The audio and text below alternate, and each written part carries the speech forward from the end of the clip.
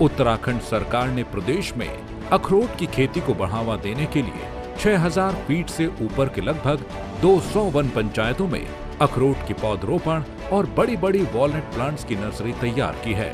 राज्य सरकार का लक्ष्य है पहाड़ के किसानों में आमदनी की वृद्धि और खुशहाली के नए रास्ते खुले। अल्मोड़ा, रानीखेत, गैरसैंण, कपकोट, मसूरी सहित कई इलाकों में उच्च क्वालिटी के अखरोट की पैदावार बढ़ाने के लिए उत्तराखंड जायका वानिकी परियोजना के साथ मिलकर प्रदेश सरकार बड़ी संख्या में किसानों को अखरोट की खेती से जोड़ रही है। हम इसलिए बढ़ा रहे हैं कि हमारी आमदनी बढ़े। अगर ऐसी उम्मीद है कि जल्दी फल आ जाएगा, 5 साल या 3 साल जब भी आएगा, तो उससे हमारी आमदनी बढ़ने का स्रोत है। प्रदेश सरकार की दूरदर्शी सोच का नतीजा है कि अब तक प्रदेश में रिकॉर्ड संख्या में बेहतरीन पौधों की नर्सरी तैयार की जा रही है। सिंचाई के लिए जल स्रोतों को तैयार किया जा रहा है और महिलाओं को खास तौर पर अखरोट के पौध के रोपण और रखरखाव की ट्रेनिंग दी जा रही है। प्रदेश में 4000 किसान 26,000 से ज्यादा पौधों के जरिए आज वॉलनट फार्मिंग कर रहे हैं। अखरोट उत्पादन के क्षेत्र में उत्तराखंड को नंबर 1 बनाने और किसानों की आमदनी में बढ़ोतरी कर उन्हें समृद्ध बनाने की दिशा में आगे बढ़ रही है उत्तराखंड सरकार। धामी सरकार का यही प्रयास किसानों का हो चहुमुखी विकास। उत्तराखंड की ग्रामीण महिलाएं आज पशुपालन और डेयरी उत्पादन से जुड़कर न सिर्फ खुद को आत्मनिर्भर बना रही हैं, बल्कि प्रदेश के विकास में भी बढ़ चढ़कर भागीदारी निभा रही है।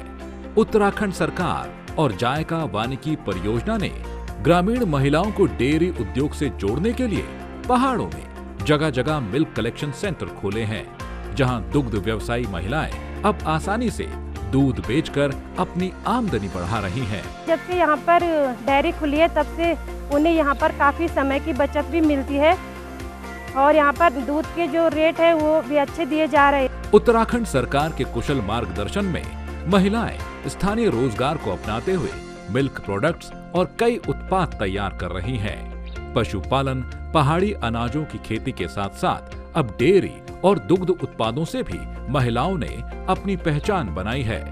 महिला सशक्तिकरण और स्वरोजगार का बेहतरीन उदाहरण बनी पहाड़ की महिलाएं कोरोना काल के बाद अपने लक्ष्य की ओर बढ़ते हुए मिल्क कलेक्शन सेंटर के सहयोग से पशुपालकों की आमदनी बढ़ाने में भी शानदार भूमिका निभा रही हैं। संतुष्टि, आत्मविश्वास और आत्मनिर्भरता की ये मुस्कुराती तस्वीरें पहचान बन रही हैं उत्तराखंड सरकार की कामयाबी की। उत्तराखंड सरकार के संग नारी सशक्तिकरण के बढ़ते कदम।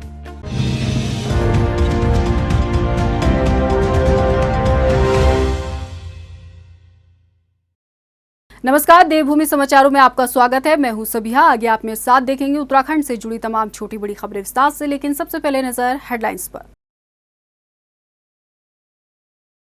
आंगनबाड़ी वर्कर्स को मुख्यमंत्री पुष्कर सिंह धामी का तोहफा। प्रत्येक वर्कर को 2 लाख रुपए का मिलेगा बीमा। वेतन भी सीधे डिजिटल खातों में होगा ट्रांसफर।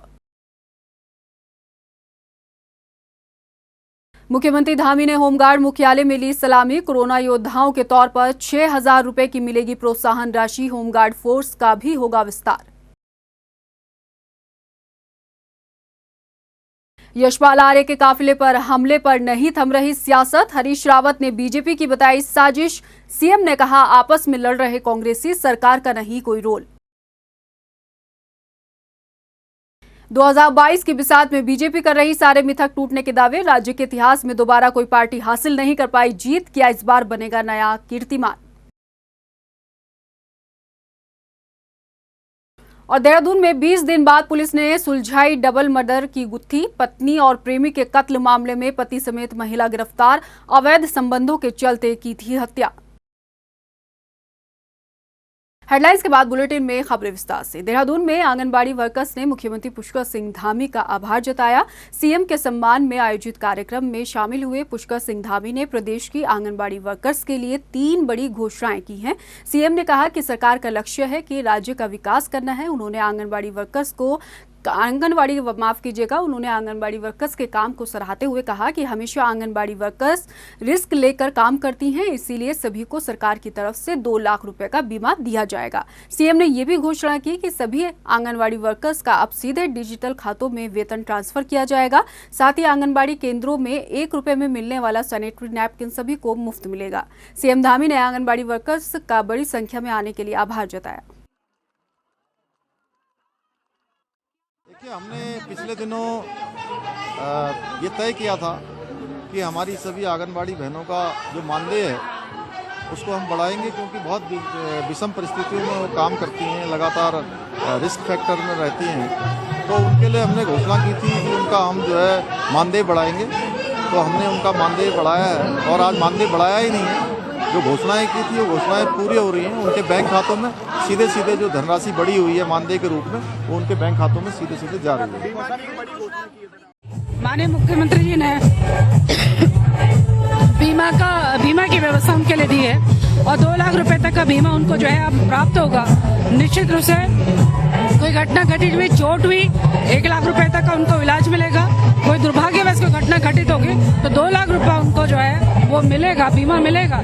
वहीं इस कार्यक्रम के दौरान मुख्यमंत्री धामी ने ये भी घोषणा की कि दिसंबर 2021 से मार्च 2022 तक NFSA के दायरे से बाहर के लोगों को 10 किलो गेहूं, 10 किलो चावल मुफ्त दिया जाएगा। उन्होंने कहा कि सरकार राज्य के बेहतर विकास के लिए काम कर रही है। 2025 तक हमारा लक्ष्य हर हाल में उत्तराखंड को नंबर 1 राज्य बनाने का है। क्योंकि बीमा मिलना चाहिए, पूरे वर्ष भर वो विपरीत परिस्थितियों में, विषम परिस्थितियों में काम करती हैं, इसलिए 2 लाख रुपए के उनके बीमे की घोषणा की है। साथ ही साथ जो NFSA के अंतर्गत नॉन NFSA में जो लोग आते हैं, जो कार्ड धारक हैं, उनका भी जो है हमने 10 किलो गेहूं और 10 किलो चावल मार्च 2022 तक की आज करने की घोषणा की है। वो भी जल्दी लागू हो जाएगा। उधर मुख्यमंत्री पुष्कर सिंह धामी ने कोविड के दौरान ड्यूटी करने वाले होमगार्ड्स और नागरिक सुरक्षा के लोगों के लिए 6,000 रुपए एक मुश्त सम्मान राशि देने की घोषणा की है। देहरादून में होमगार्ड्स मुख्यालय में आयोजित कार्यक्रम के दौरान मुख्यमंत्री धामी ने रैतिक परेड की सलामी ली। सीएम पुष्कर सिंह धामी ने कार्यक्रम को संबोधित करते हुए सीएम धामी ने 4 धाम यात्रा और कुंभ के सफल आयोजन में होमगार्ड्स के जवानों के कामों को सराहते हुए कहा कि हर हालात में उन्होंने सामाजिक सद्भाव बनाए रखने में अपना योगदान दिया है, इसलिए भविष्य में होमगार्ड्स फोर्स का विस्तार किया जाएगा। हमारे होमगार्ड्स के जवानों का आज स्थापना दिवस है। सबसे पहले तो मैं पूरे प्रदेश के अंदर काम कर रहे 6,500 होमगार्ड्स के जवानों को, उनके अधिकारियों को, उनके पारिवारिक जनों को, उनके चाहने वालों को, सभी को मैं बहुत शुभकामनाएं देता हूं। पिछले कोरोना काल में हमारे होमगार्ड्स के जवानों ने बहुत अच्छा काम किया और अलग अलग क्षेत्रों में, कहीं लोगों के दाह संस्कार को लेकर, कहीं पर लोगों को बचाने को लेकर, कहीं पर लोगों को अस्पताल ले जाने की बात हो, सभी जगह पर उनके द्वारा बहुत उत्कृष्ट कार्य किया गया। इसके लिए हमने उनको जो है ये प्रोत्साहन राशि देने की घोषणा करी है। बाजपुर में यशपाल आर्य और उनके बेटे के काफिले पर हुए हमले को लेकर कांग्रेस के आरोप पर सीएम ने पलटवार किया है। मुख्यमंत्री पुष्कर सिंह धामी ने बड़ा बयान देते हुए कहा कि कांग्रेस नेता आपस में ही लड़ रहे हैं। उन्होंने कहा कि सभी ने दोनों लड़ने वालों को देखा है, इसमें बीच में सरकार कहां से आ गई। हालांकि सीएम धामी ने यह जरूर कहा कि कानून अपना काम करेगा। देखिए, जिसको सब देख रहे हो, जिसको पूरी दुनिया देख रही हो, उस पर राजनीति नहीं करनी चाहिए। दोनों ही जो लोग लड़ रहे हैं, चाहे यशपाल आर्य जी उनके सपुत्र हों या उनके सामने वाली पार्टी हों, दोनों एक ही पार्टी के लोग हैं। आपसी राजनीति लड़ाई है, उसमें सरकार कहाँ से बीच में आ रही है? हमने थोड़ी ना किसी को भेजा है, या हमारी कोई पार्टी का है कि जो हम उस पर हमला करवाएंगे। और पुलिस जांच कर रही है, कानून अपना काम करेगा।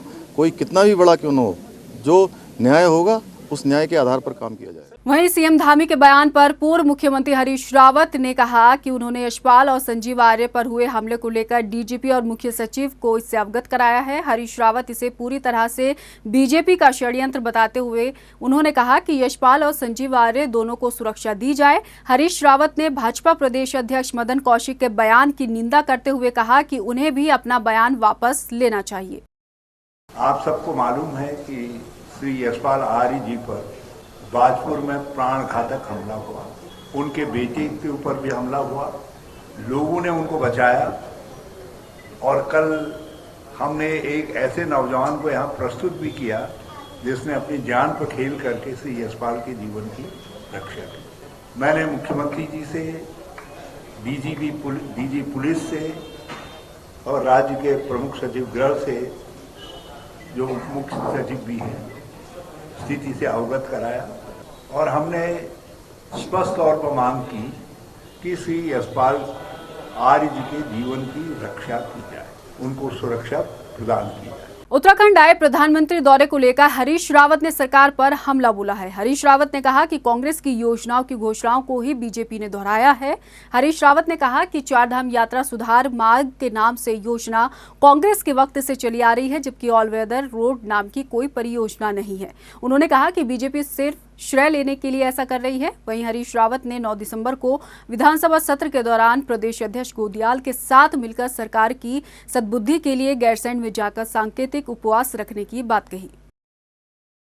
विधानसभा में हमारे लोग जनता के सवालों को उठाएंगे और मैं और गणेश जी वहाँ गैरसैंण जा करके इस सरकार की सद्बुद्धि के लिए 25,000 करोड़ के प्रोजेक्ट को के विरोध में हम वहाँ जो है सांकेतिक उपवास में बैठे। 2022 के चुनाव से पहले कांग्रेस को जय हिंद जय भारत पार्टी ने अपना समर्थन दिया है। देहरादून में आयोजित प्रेस कॉन्फ्रेंस में प्रदेश अध्यक्ष गणेश गोदियाल ने कहा कि पार्टी के समर्थन में कांग्रेस को बड़ी ताकत मिलेगी। गोदियाल ने कहा कि कांग्रेस सभी वर्गों को साथ लेकर चलने वाली पार्टी है और 2022 में निश्चित तौर पर कांग्रेस की सरकार बनेगी। कश्यप साहब ने हम सबको अवगत कराया कि जय हिंद जय भारत पार्टी, जो कि उत्तर भारत में और खास करके अगर हम उत्तराखंड के परिप्रेक्ष्य में कहें तो हरिद्वार और उधम सिंह नगर 2 ऐसे जिले हैं हमारे प्रदेश के हैं, और देहरादून में ये ऐसे जिले हैं, ऐसा भूभाग है हमारे प्रदेश का। जय हिंद जय भारत पार्टी के सम्मानित अध्यक्ष जी ने अपना पूरा समर्थन कांग्रेस को आगामी विधानसभा चुनाव में देने का ऐलान किया है। मैं तहे दिल से कांग्रेस पार्टी की ओर से उनका धन्यवाद और आभार व्यक्त करता हूं। वहीं कांग्रेस के प्रदेश अध्यक्ष गणेश गोदियाल ने कहा कि एयर कनेक्टिविटी को लेकर कांग्रेस ने बेहतर काम किया है, लेकिन सरकार ने सस्ती दरों की सेवाओं को बंद कर एयर कनेक्टिविटी को लेकर लोगों को भ्रमित करने का काम किया है। मेरा सरकार पर आरोप है कि पहली बात, सरकार ने जो सस्ते दर पर सेवा चल रही थी उस सेवा को बंद क्यों किया। नंबर 2 आरोप, अपने आर्थिक हितों को साधने के लिए उनके नेताओं ने महंगी दरों पर हेलीकॉप्टर सेवाएं ली। और तीसरी बात कि वो भी अब बंद करके, जब जनता ने हल्ला किया तो वो भी बंद करके अंततोगत्वा उनके राजनीतिक, उनके आर्थिक हित न सध रहे हों तो उस कीमत पे वो सेवा को ही बंद कर दिया और अब खाली नाटक दिखा रहे हैं कि हम मार्च 31 तारीख के लिए टेंडर आमंत्रित कर रहे हैं। सितारगंज में बाबा साहेब भीमराव अंबेडकर की पुण्यतिथि पर कांग्रेस कार्यकर्ताओं ने श्रद्धांजलि दी। इस दौरान कार्यकर्ताओं ने संविधान रचयिता के सिद्धांतों को भी याद किया। कि आप जानते हैं आज कानून के रचयिता, कानून के प्रधान बाबा भीमराव अंबेडकर जी की पुण्यतिथि है। 6 दिसंबर 1956 को वो हम सब देशवासियों को छोड़ के अलविदा बोल गए थे, लेकिन जो उन्होंने कानून लिखा, देश का संविधान लिखा, वो हम सभी युवाओं को, हिंदुस्तान की जनता को अच्छे से याद है। और आज नगर कांग्रेस कमेटी कार्यालय में आज हमने भीमराव अंबेडकर जी की पुण्यतिथि बड़े ही शांतिपूर्ण तरीके से अपने कांग्रेस साथियों के साथ मनाई। उधर लालकुआं के अंबेडकर पार्क में बाबा साहेब भीमराव अंबेडकर की पुण्यतिथि पर कार्यक्रम का आयोजन हुआ। कार्यक्रम में SCIO के उपाध्यक्ष PC गोरखा भी शामिल हुए। PC गोरखा ने बाबा साहेब को याद करते हुए उनके बताए गए रास्ते पर चलने का आह्वान किया। भीमराव अंबेडकर जी का जो आज परिनिर्वाण दिवस है, उसके अवसर पर लालकुआं में अंबेडकर सेवा समिति के द्वारा जो कार्यक्रम रखा गया था उसमें प्रतिभाग करने आया हूं और हमने लोगों को जागरूक करने की कोशिश की है यहाँ पर कि वो अपने अधिकारों के प्रति सचेत रहें, जागरूक रहें और अपने अधिकारों के लिए निरंतर प्रयास करते रहें। 2022 के बिसात के लिए हर राजनीतिक दल पूरी तैयारियों के साथ चुनावी मैदान में है, मगर इस बार भाजपा जीत के दावे के साथ सारे मिथक टूटने के भी दावे कर रही है। लेकिन क्या वाकई ऐसा हो पाएगा? क्या 2022 की बिसात में सियासी दल नया रिकॉर्ड कायम कर पाएंगे? देखिए हमारी ये स्पेशल रिपोर्ट। सत्ता, सियासत और सिंहासन कब बदल जाए, इसकी भविष्यवाणी राजनीतिक पंडित भी नहीं कर पाए। उत्तराखंड का ये मिथक रहा है कि 21 साल के इस राज्य में सिवाय एक मुख्यमंत्री के अलावा कोई भी 5 साल का कार्यकाल पूरा नहीं कर पाया। इसके पीछे की एक सियासी वजह ये भी है कि एक बार सत्ता में आई पार्टी ने दोबारा उत्तराखंड में राजनीति का स्वाद नहीं चखा। लेकिन 2022 की बिसात में बदले सियासी समीकरणों के बीच बीजेपी सारे दावे और मिथक टूटने का दावा कर रही है। अब की बार 60 पार के नारे के साथ सियासी मैदान में उतरी भारतीय जनता पार्टी राज्य में दोबारा सत्ता पर प्रचंड बहुमत से विजय का परचम लहराने का दावा कर रही है। ये तो रही 2022 की बिसात की बात, लेकिन अब तक उत्तराखंड की सियासत में 21 सालों में 11 अलग अलग मुख्यमंत्री शपथ ले चुके हैं। इसमें सबसे ज्यादा हरीश रावत ने 3 बार शपथ ली है।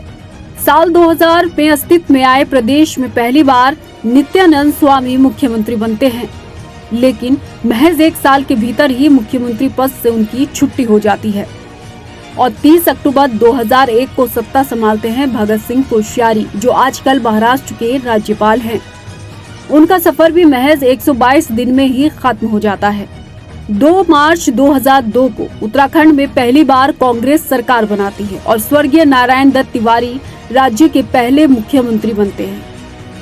अब तक के इतिहास में केवल नारायण दत्त तिवारी ही ऐसे मुख्यमंत्री रहे जिन्होंने 5 साल का कार्यकाल पूरा किया। राज्य के दूसरे विधानसभा चुनाव 2007 से 12 में एक बार फिर भाजपा सरकार बनाती है। इस बार कुर्सी की गद्दी संभालते हैं भुवनचंद खंडूरी। इनका कार्यकाल भी कोई खास लंबा नहीं चला और महज 4 महीने बाद इनकी जगह रमेश पोखरियाल निशंक को राज्य की कमान सौंप दी जाती है। लेकिन 2 साल बाद पासा पलट जाता है और बीजेपी के लिए एक बार फिर खंडूरी जरूरी हो जाते हैं और दोबारा भुवनचंद खंडूरी मुख्यमंत्री की कुर्सी पर बैठा दिए जाते हैं। 2012 के विधानसभा चुनाव में कांग्रेस फिर सत्ता में आती है और राज्य के मुख्यमंत्री बनते हैं कांग्रेस के कद्दावर नेता विजय बहुगुणा, जो इस वक्त बीजेपी में शामिल हैं। बहुगुणा को भी 2 साल बाद गद्दी छोड़नी पड़ती है और कमान सौंप दी जाती है हरीश रावत के कंधों पर। 2 साल 2 महीने तक मुख्यमंत्री बने रहने के बाद उत्तराखंड में राष्ट्रपति शासन लगा दिया जाता है। 25 दिन के राष्ट्रपति शासन और राजनीतिक अस्थिरता के बीच 21 अप्रैल 2016 को एक बार फिर हरीश रावत महज 1 दिन के लिए मुख्यमंत्री बने। इसके बाद फिर राष्ट्रपति शासन लग गया। सियासी उठापटक के बाद हरीश रावत 11 मई 2016 से 18 मार्च 2017 के लिए एक बार फिर मुख्यमंत्री बने। अब बारी आती है 2017 के विधानसभा चुनाव की। 2017 में प्रचंड बहुमत के साथ जीत का सेहरा बीजेपी के सिर बनता है और मुख्यमंत्री बनते हैं त्रिवेंद्र सिंह रावत। 4 साल तक राज्य की सत्ता संभालने वाले त्रिवेंद्र सिंह से उम्मीद की जा रही थी कि वो अपना कार्यकाल पूरा करेंगे, लेकिन उन्हें कुर्सी से हटाकर तीरथ सिंह रावत को राज्य का मुख्यमंत्री बनाया जाता है। लेकिन तीरथ सिंह रावत साहब की बयानबाजी बीजेपी पर भारी पड़ती देख हाईकमान ने एक बार फिर राज्य में मुख्यमंत्री बदल डाला और कमान सौंपी गई राज्य के युवा सीएम पुष्कर सिंह धामी के हाथों में। फिलहाल मौजूदा वक्त में धामी के नेतृत्व में बीजेपी सरकार दोबारा सत्ता में काबिज होने के सपने देख रही है। लेकिन इतिहास ये बताता है कि किसी एक पार्टी ने एक बार सत्ता संभाली, वो दोबारा सत्ता का स्वाद नहीं चख पाई। लेकिन बीजेपी का दावा है कि 2022 की बिसात में सारे मिथक और दावे टूट जाएंगे। बस देखना होगा कि बीजेपी का ये ख्वाब पूरा होता है या इतिहास कायम रहता है। टाइम्स टीवी के लिए देहरादून से ब्यूरो रिपोर्ट। उत्तरकाशी जिले की पुरोला और गंगोत्री विधानसभा सीट के सियासी समीकरणों की तस्वीर तो हम आपको दिखा ही चुके हैं। आज हम आपको यमुनोत्री विधानसभा सीट के राजनीतिक घटनाक्रम को दिखाएंगे और समझाएंगे कि इस विधानसभा सीट पर किस पार्टी का पलड़ा भारी है और किसका कमजोर। इसी पर हमारी ये रिपोर्ट पेश है। यमुनोत्री विधानसभा सीट उत्तरकाशी जिले के अंतर्गत आती है और 2017 के विधानसभा चुनाव में भारतीय जनता पार्टी के केदार सिंह रावत यहाँ से विधायक चुने गए। हालांकि कभी केदार सिंह कांग्रेस का चेहरा हुआ करते थे, लेकिन अब बीजेपी के साथ राजनीतिक मैदान में है। यमुनोत्री विधानसभा सीट ऐसी सीट है जहां से अब तक सबसे ज्यादा संख्या में दावेदार अपनी दावेदारी पेश कर चुके हैं।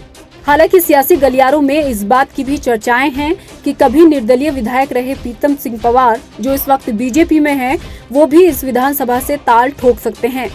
प्रीतम सिंह पवार यमुनोत्री से विधायक भी रह चुके हैं। भाजपा प्रदेश मीडिया प्रभारी मनवीर चौहान का भी इस लिस्ट में नाम शामिल है, मगर अभी तक खुलकर उन्होंने अपने दावेदारी पेश नहीं की है। इन दावेदारों की लिस्ट में जो दमदार दावेदार के तौर पर उभर कर सामने आ रहे हैं वो हैं पूर्व ब्लॉक प्रमुख जगवीर भंडारी। जगवीर का यमुनोत्री विधानसभा सीट पर बड़ा जनाधार है। उधर कांग्रेस की बात करें तो 2017 में इस सीट से संजय डोभाल बीजेपी के केदार सिंह रावत से हार गए थे। कांग्रेस के पास इस सीट पर फिलहाल कोई पक्के तौर पर दावेदारी नहीं है, लेकिन कांग्रेस इस सीट पर बड़े दावेदार की तलाश में है। निर्दलीय दावेदारों के नाम पर दीपक बिजलवाड़ का नाम सबसे आगे सामने आ रहा है। मौजूदा वक्त में दीपक जिला पंचायत अध्यक्ष हैं और युवाओं के बीच बिजलवाड़ की मजबूत पकड़ है। सियासी समीकरणों को बारीकी से देखा जाए तो यमुनोत्री विधानसभा सीट से कांग्रेस कम और निर्दलीय उम्मीदवार एक बड़ी चुनौती बनकर बीजेपी के लिए परेशानी बन सकते हैं। ये तो 2022 के लिए बन रहे सियासी समीकरणों की तस्वीर थी, लेकिन अब तक के विधानसभा चुनाव में हुए मुकाबले में इस विधानसभा सीट का रिकॉर्ड कैसा रहा, चलिए इसको भी समझ लीजिए। 2002 में पहली बार उत्तराखंड क्रांति दल के उम्मीदवार प्रीतम सिंह पवार विधायक चुने गए। उन्होंने कांग्रेस पार्टी के उम्मीदवार केदार सिंह को हराया, जबकि 2007 में पासा पलट गया और कांग्रेस के उम्मीदवार केदार सिंह ने उक्रांद के प्रीतम सिंह को पटकनी देकर हराया था। 2012 के विधानसभा चुनाव में उक्रांद के प्रीतम सिंह पवार दूसरी बार विधायक चुने गए और एक बार फिर उन्होंने कांग्रेस के केदार सिंह को मात दी। 2017 के विधानसभा चुनाव में सियासी समीकरण ऐसे बदले कि कांग्रेस के केदार सिंह भाजपा के हो गए और पार्टी ने उन्हें यमुनोत्री विधानसभा सीट से टिकट दे दिया। केदार सिंह रावत ने 2017 में कांग्रेस के संजय डोभाल को इस सीट से हराकर जीत हासिल की थी। यमुनोत्री विधानसभा सीट के चुनावी इतिहास को समझने के बाद एक ही लब्बो-लवाब निकलकर सामने आता है कि कभी उक्रांद तो कभी बीजेपी तो कभी कांग्रेस अपने प्रतिद्वंदियों को यहां मात देती आई है। लेकिन 2022 की बिसात में उभरे नए समीकरणों को देखा जाए तो बीजेपी के लिए कांग्रेस कम और निर्दलीय ज्यादा भारी पड़ते दिखाई दे रहे हैं। ऐसे में हाईकमान टिकट को लेकर किस पर दांव खेलेगा ये देखना होगा। टाइम टीवी के लिए ब्यूरो रिपोर्ट, देहरादून। खबरों में बढ़ेंगे आगे। हरिद्वार के बहादुराबाद में अंतर्राष्ट्रीय स्तर पर आयोजित सेमिनार में ऑनलाइन के माध्यम से विदेशों से लोग जुड़े। इस मौके पर फ्रंटलाइन वर्क कर रहे डॉक्टर और शिक्षकों को प्रमाण पत्र देकर सम्मानित किया गया। सेमिनार में मुख्य अतिथि के तौर पर उत्तराखंड आयुर्वेद देहरादून से पहुंचे डॉक्टर सुनील जोशी ने कोविड के दौरान फ्रंटलाइन वर्कर्स के कामों की सराहना की और कहा कि आयुर्वेद उत्तराखंड का हब बन चुका है और लोग भी आयुर्वेद के प्रति पहले के मुकाबले ज्यादा सजग हैं। के माध्यम से ये गोष्ठी का आयोजन किया गया है। इसमें पूरे देश भर से विभिन्न वैज्ञानिक, फार्मेसी से जुड़े हुए व्यक्ति और मैनेजमेंट के लोग शामिल हैं और मैं समझता हूँ कि कोरोना के इस काल में जो फार्मेसी या चिकित्सा विज्ञान से जुड़े हुए जितने भी वैज्ञानिक हैं उनकी भूमिका बहुत अच्छी रही है और सारा देश और पूरा विश्व इनके द्वारा किए गए शोध कार्यों के प्रति आशान्वित है कि हम कैसे कोरोना जैसी बीमारियों से अपने को बचा सकें और कैसे नई औषधियों का निर्माण कर सकें। आज के इस आयोजन को देख करके और पूरे देश में हमारे आयुर्वेद के विद्वान, योग के मनीषी जो कार्य कर रहे हैं, सेवा का कार्य कर रहे हैं, अनुसंधान का कार्य कर रहे हैं, नई नई औषधियों का निर्माण हो रहा है और समाज को एक जो स्वस्थ जीवन जीने का मार्गदर्शन हो रहा है इन मनीषियों के माध्यम से, वो सारे के सारे बहादुराबाद के इस पवित्र संस्थान में एकत्रित हैं। भारत भ्रमण के दौरान आज हरिद्वार पहुंचे गंगोत्री धाम के रावल शिव प्रकाश ने देवस्थानम बोर्ड के भंग करने पर राज्य सरकार का आभार जताया।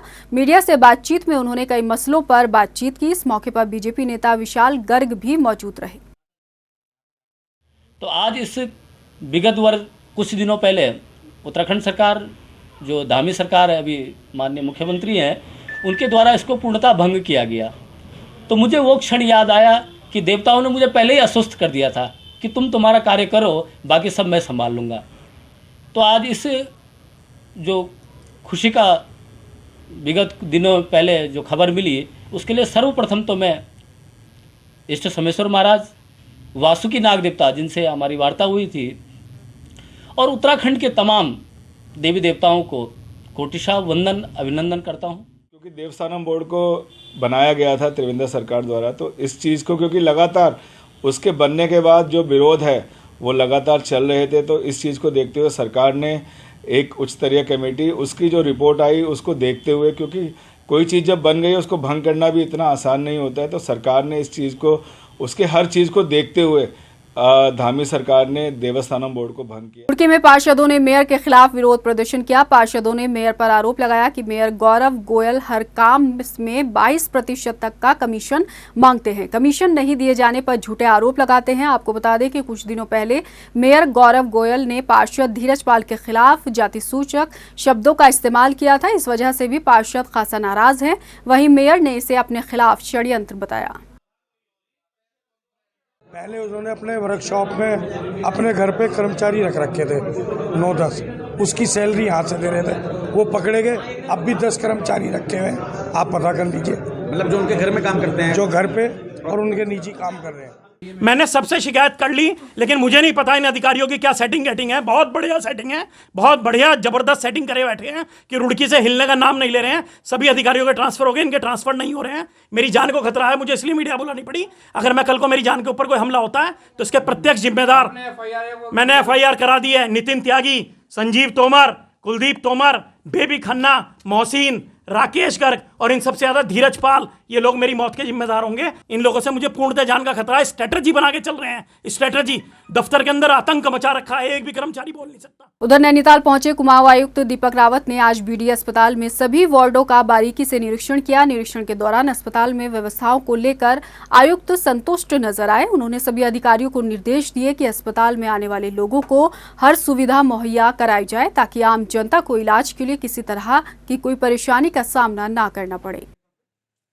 देखिए, माननीय मुख्यमंत्री जी के निर्देश हैं मुझे कि, और सभी ऑफिसर्स को जो मेरी टीम में है, कि जो जहाँ पे भी बेसिक फैसिलिटीज़ पब्लिक को मिलती हैं, चाहे हेल्थ की हो, अन्य फैसिलिटीज़, उनको देखा जाए कि मौके पे कोई दिक्कत तो नहीं आ रही है। उसी क्रम में BD पांडे का आज मैंने एक इंस्पेक्शन किया और ऑन द होल मैंने जो फंक्शनिंग देखी अस्पताल की वो मुझे अच्छी लगी। और इनफैक्ट जेनरिक दवाइयाँ मैं देखने गया था, उनका स्टॉक पर्याप्त था, बाकी एसेंशियल ड्रग्स का स्टॉक पर्याप्त था, स्पेशलिस्ट हमारे पास हैं, अल्ट्रासाउंड भी यहाँ पे हो रहा है, मैन पावर अवेलेबल है, साफ़ सफाई की कंडीशन भी अच्छी थी। इसमें केवल मेरा ये निर्देश यहाँ पे जो PMS साहब है उनको केवल इतना है कि जो हमारी चीजें फैसिलिटीज है वो रनिंग। लक्सर खानपुर सीमा पर किसानों के बीच जमीन विवाद हुआ। विवाद को बढ़ता देख लक्सर और बिजनौर के उप जिलाधिकारी अपने अपने राजस्व दस्ते के साथ मौके पर पहुंचे। विवाद को खत्म करने के लिए दोनों तरफ से किसानों को अधिकारियों ने समझाया बुझाया। आपको बता दें कि उत्तराखंड और उत्तर प्रदेश के मुख्यमंत्री के बीच भले ही परिसंपत्तियों को लेकर मामले को सुलझा लिया गया हो, लेकिन सीमाओं पर विवाद जारी है। दोनों तरफ के किसान यहाँ पर थे। दोनों से यही अपील की गई है कि जब तक जो पिलरबंदी नहीं हो जाती है तब तक ही शांति बनाए रखें। और प्रथम दृष्टया लग रहा है कि ये ग्राम समाज की भूमि हो सकती है। दोनों से ये भी कहा गया है कि अगर जब तक इसका डिसीजन नहीं हो जाता है कि वास्तव में किसकी भूमि है, ग्राम समाज की है या किसी एक पक्ष की है, और तब तक कोई इस तरह की बात होती है तो इन पर कार्रवाई भी की जाएगी। इस बुलेटिन में फिलहाल इतना ही। मुझे दीजिए इजाजत, लेकिन चलते चलते एक नजर हेडलाइंस पर। नमस्कार। आंगनबाड़ी वर्कर्स को मुख्यमंत्री पुष्कर सिंह धामी का तोहफा। प्रत्येक वर्कर को 2 लाख रुपए का मिलेगा बीमा। वेतन भी सीधे डिजिटल खातों में होगा ट्रांसफर। मुख्यमंत्री धामी ने होमगार्ड मुख्यालय में ली सलामी। कोरोना योद्धाओं के तौर पर 6,000 रुपए की मिलेगी प्रोत्साहन राशि। होमगार्ड फोर्स का भी होगा विस्तार। यशपाल आर्य के काफिले पर हमले पर नहीं थम रही सियासत। हरीश रावत ने बीजेपी की बताई साजिश। सीएम ने कहा आपस में लड़ रहे कांग्रेसी, सरकार का नहीं कोई रोल। 2022 की बिसात में बीजेपी कर रही सारे मिथक टूटने के दावे। राज्य के इतिहास में दोबारा कोई पार्टी हासिल नहीं कर पाई जीत, किया इस बार बनेगा नया कीर्तिमान। और देहरादून में 20 दिन बाद पुलिस ने सुलझाई डबल मर्डर की गुत्थी। पत्नी और प्रेमी के कत्ल मामले में पति समेत महिला गिरफ्तार। अवैध संबंधों के चलते की थी हत्या।